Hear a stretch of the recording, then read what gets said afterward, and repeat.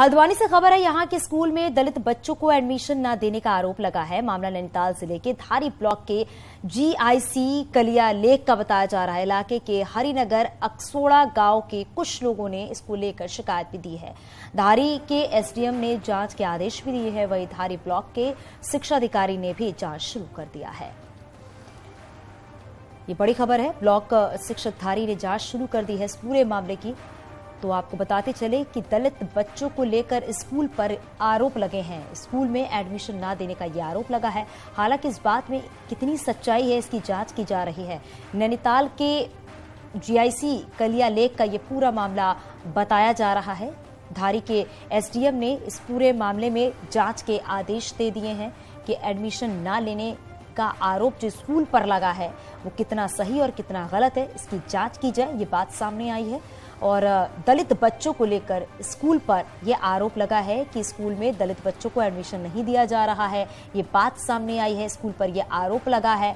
हालांकि इस पूरे मामले की अब जांच जो है वो एसडीएम ने दे दी है कि इस पूरे मामले की जांच की जाए।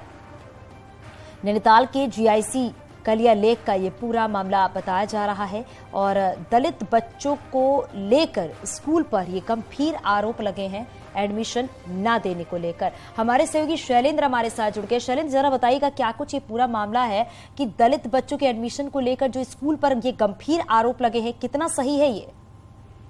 देखिए, ये नैनीताल जिले का धारी ब्लॉक है और उसका ये गांव है हरिनगर अक्सोड़ा। ये दलित बहुल गांव है और इन गांव के लोगों ने एक शिकायत जो है एसडीएम को सौंपी है और उनका कहना है कि जो जीआईसी कसिया लेक है वो उनके बहुत करीब पड़ता है, महज 2 किलोमीटर की दूरी पर पड़ता है और उनके बच्चे यहाँ पढ़ना चाहते हैं। लेकिन जो स्कूल के प्राचार्य हैं, जो स्कूल का एडमिनिस्ट्रेशन है, वो उनके बच्चों को एडमिशन नहीं दे रहा है। जिसके बाद ये शिकायत जो है एसडीएम के पास पहुंची है। एसडीएम ने बीईओ को जो ब्लॉक ऑफिसर होते हैं एजुकेशन के, उनको बाकायदा डायरेक्शन दिए हैं कि उसकी जांच करें और उसकी रिपोर्ट सबमिट करें। लेकिन जो ग्रामीण हैं उनका ये आरोप बेहद गंभीर है और उन्होंने बाकायदा इसके पीछे लॉजिक भी दिया है कि पिछले साल भी जो है उनके बच्चों को एडमिशन नहीं दिया गया और उनको यहाँ से 2 किलोमीटर के बजाय अगली जो 6 किलोमीटर में इंटर कॉलेज पड़ता है वहां उनके बच्चों को पैदल जाना पड़ता है। तो इस तरीके का बेहद गंभीर आरोप लगा हुआ है। इसकी जांच जो है अब ये बीईओ कर रहे हैं और बीईओ ने जो है बाकायदा प्रिंसिपल को भी एक लेटर लिखा है। प्रिंसिपल से पूरी स्पष्टीकरण मांगा गया है कि आखिर इन बच्चों को एडमिशन क्यों नहीं दिया गया है। लेकिन प्रिंसिपल के अपने लॉजिक्स हो सकते हैं, अब ये सब कुछ जांच में सामने आएगा। लेकिन दलित बच्चों को एडमिशन न देने का ये पूरा का पूरा मामला जो लोग शिकायत कर रहे हैं उनका ये कहना है कि वो लगातार पिछले 2 साल से इस तरह की समस्या झेल रहे हैं और विशेषकर जब उनके बच्चे वहां एडमिशन के लिए जाते हैं तो उनको नजरअंदाज किया जाता है और एडमिशन देने से बिल्कुल अब ये जांच के बाद ही पता चल पाएगा, क्योंकि जांच के आदेश दे दिए गए। जांच के बाद ही पता चल पाएगा क्या सही और क्या गलत है। बहुत शुक्रिया इस पूरी जानकारी के लिए।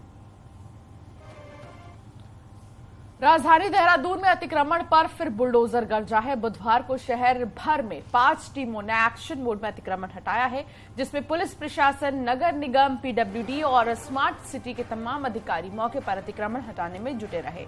इस दौरान प्रशासन से व्यापारियों की तीखी नोकझोंक भी देखने को मिली है। अवैध रूप से बाजारों और फुटपाथ पर लगी ठेलियों को नगर निगम कर्मचारियों ने कब्जे में लिए हैं और कुछ पर चालानी कार्रवाई भी की गई है। इससे पहले 2 दिन भी लगातार बुलडोजर चलता रहा और कई जगहों पर अतिक्रमण हटाया गया।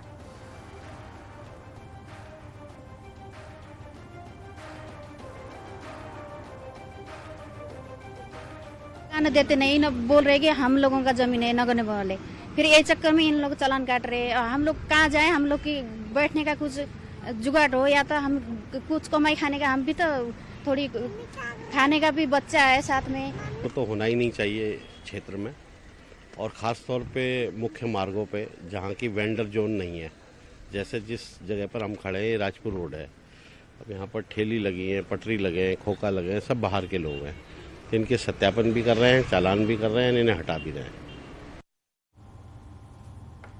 हरिद्वार की दीपगंगा सोसाइटी में सिक्योरिटी गार्डों की गुंडागर्दी सामने आई है। यहां सोसाइटी के गेट पर सुरक्षा के लिए तैनात किए गए गार्डों ने सोसाइटी के ही रहने वाले एक शख्स की बुरी तरह से पिटाई कर दी है। पिटाई की घटना का वीडियो सामने आया है। वीडियो में 4-5 सिक्योरिटी गार्ड एक शख्स को लात घूंसों से पीटते हुए नजर आ रहे हैं और यही नहीं, लाठी डंडे भी चला रहे हैं। लेकिन हैरानी की बात तो यह है कि वीडियो में एक बच्चा भी नजर आ रहा है जो मारपीट को देखकर पूरी तरह से रो रहा है।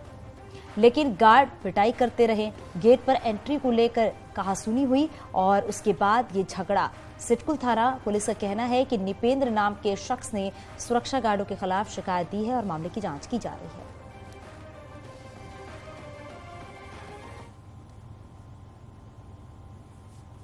लैंसडाउन के रिखड़ी खाल में धुमाकोट इलाके में 2 लोगों का शिकार कर चुके बाघ की तलाश चौथे दिन भी लगातार जारी है। कॉर्बेट टाइगर रिजर्व समेत 3 डिवीजनों की टीमें लगातार जंगलों में गश्त कर बाघों को तलाश रही हैं, तो वहीं इलाके में लगे कर्फ्यू से ग्रामीणों के लिए परेशानी बढ़ रही है। बाढ़ की दहशत से ग्रामीण घरों में कैद है, जिससे अब मवेशियों के लिए चारा पत्ती का भी संकट मंडराने लगा है।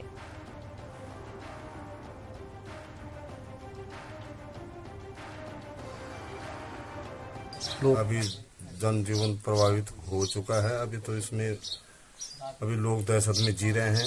कोई न गाड़ी पुल जा रहा है, न कोई कहीं पे जा पा रहा है। मतलब अकेला आदमी है, 2-4 जने इकट्ठे होके जा रहे हैं। बाघ हो रखी है यहाँ, बहुत डर लग रही है हमको। क्या करना है, सब बर्बाद हो गया। काम कार कहीं नहीं जा रहे हम घर से। बाघों के इंसान पर हमले की घटनाएं उत्तराखंड में आम है, लेकिन इन सब के बीच एक ऐसी रिपोर्ट सामने आई है जो बाघ प्रेमियों के लिए किसी खुशखबरी से कम नहीं है। ये रिपोर्ट देखिए।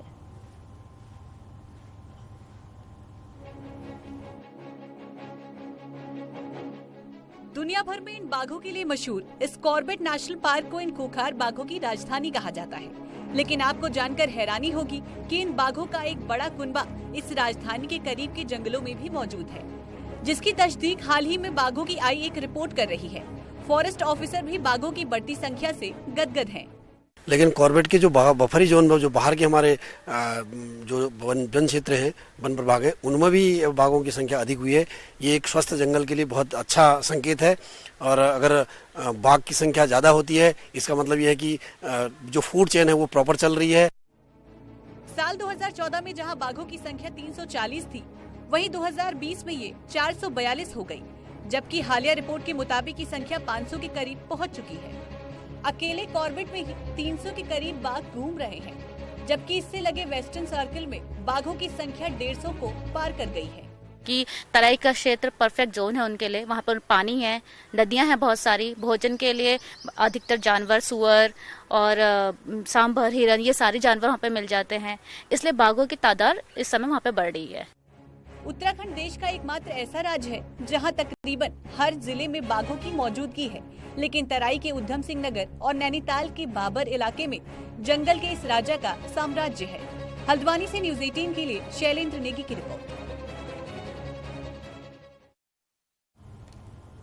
नैनीताल जिले के कैची धाम में वीकेंड पर लगने वाले जाम को लेकर पहाड़ के लिए ट्रैफिक रूट को डाइवर्ट किया गया है, जिससे अल्मोड़ा, कौसानी, रानीखेत, बागेश्वर और छकौड़ी पर्यटक स्थलों पर पर्यटक कम पहुंच रहे हैं। अल्मोड़ा होटल कारोबारियों ने मांग उठाई है कि पहाड़ों में पर्यटकों को आने दिया जाए। रूट डाइवर्ट करने से पर्यटक मुक्तेश्वर या फिर नैनीताल जा रही हैं, वो पहाड़ नहीं आ रही हैं, तो वहीं रूट डाइवर्ट होने से आम लोगों को भी अधिक किराया देना पड़ रहा है।